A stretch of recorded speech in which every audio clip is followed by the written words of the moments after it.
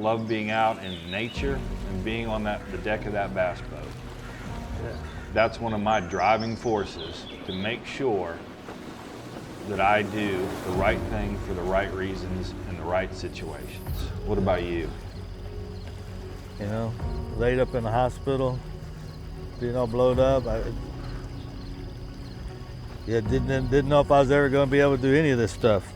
Not just fish, but be with the kids or do their sports, show them how to do this, you know, let them experience this. How do you think it affected Sandy with everything? Oh gosh, it was detrimental to her. You know, my wife, we've been married now 38 years. And to know what I did, taking the shortcut I did to put her and my family in that situation. You had 2 young boys at the time. How did you tell them what had happened to their dad? When I hung up and told them, the youngest was, "Is he dead? Is Dad dead?" And gosh, that's a hard one. That's a hard one to hear.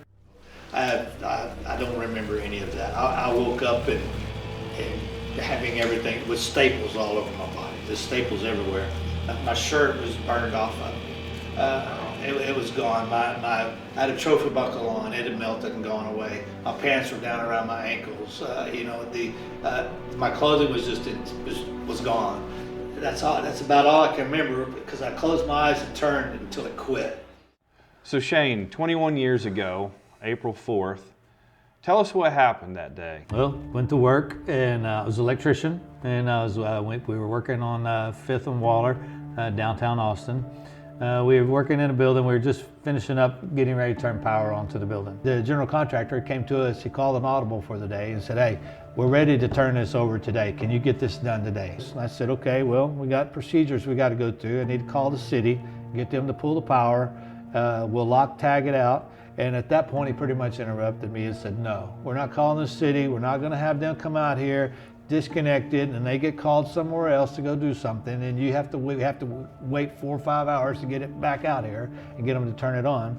You can do this. You do it all the time. If you can't do it, we'll call somebody else that can." We got ready to do it, so I took me and a foreman that was working with me, and I said, "Let's go out there and take care of this." So we went out to do it, and at that time, in our area, from our knowledge, everything was common practice that if you had to work on the load side of something, no problem. You could work on the load side with the line side being hot. So to give you an idea, you had 10 conduits coming in the bottom with 4 wires in each conduit. And you had 10 wires coming in the top with 4 wires in each conduit. Well, I was working on one gear and I'd finished mine, and my foreman was working on the other gear. And when I got finished, I asked him if he needed help finishing up his.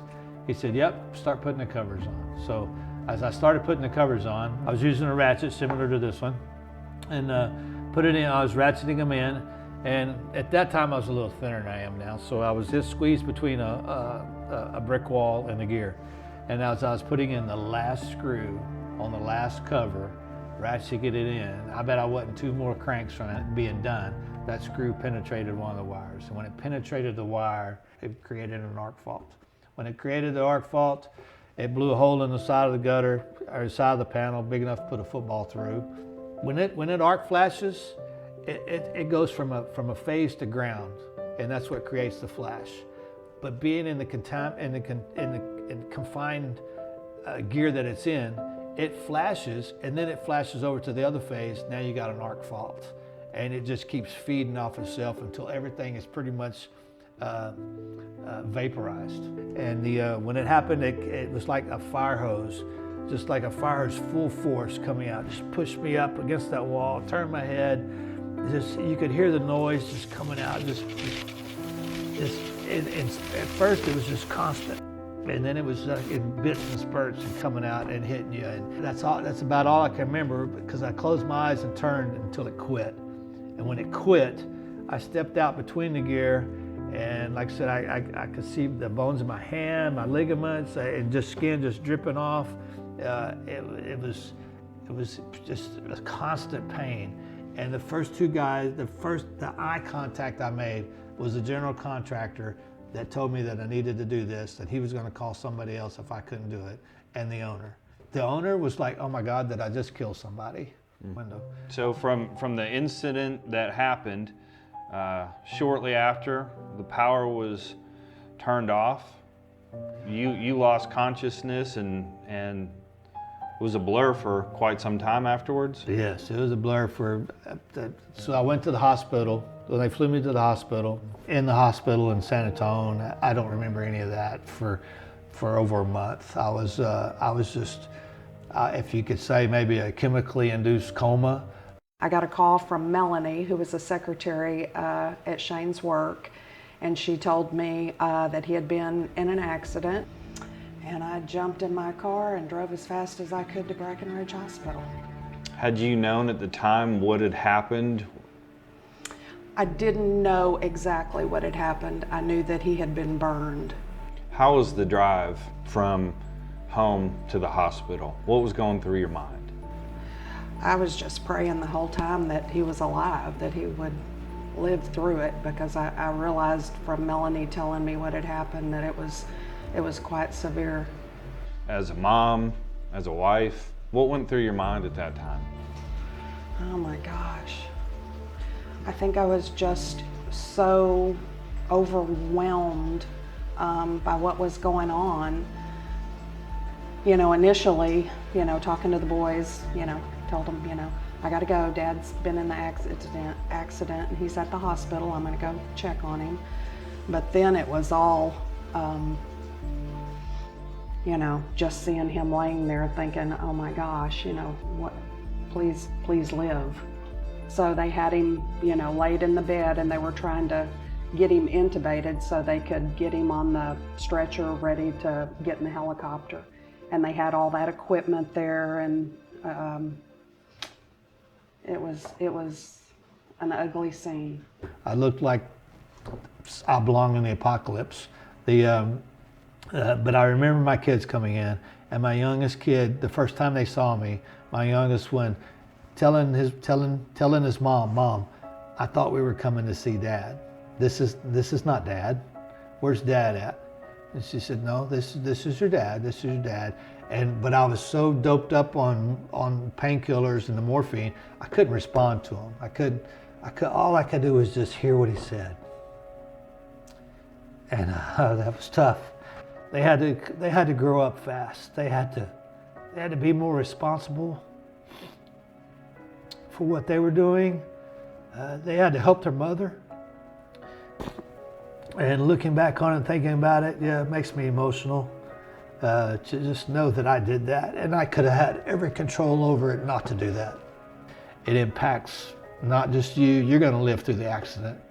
The indirect impact it has on your family and loved ones, and the trials and tribulations it puts them through, the things you miss, the things you can't do, the things you do normally every day that you have to pay somebody to do for you. There's what happens in your life, the trials and tribulations happen so that you can use that for something good. Make safety a priority and do it the right way. Recognize the hazards, speak up, speak out. What we practice now are 4 R's. Use every one of them to make it the right way and do it the safe way.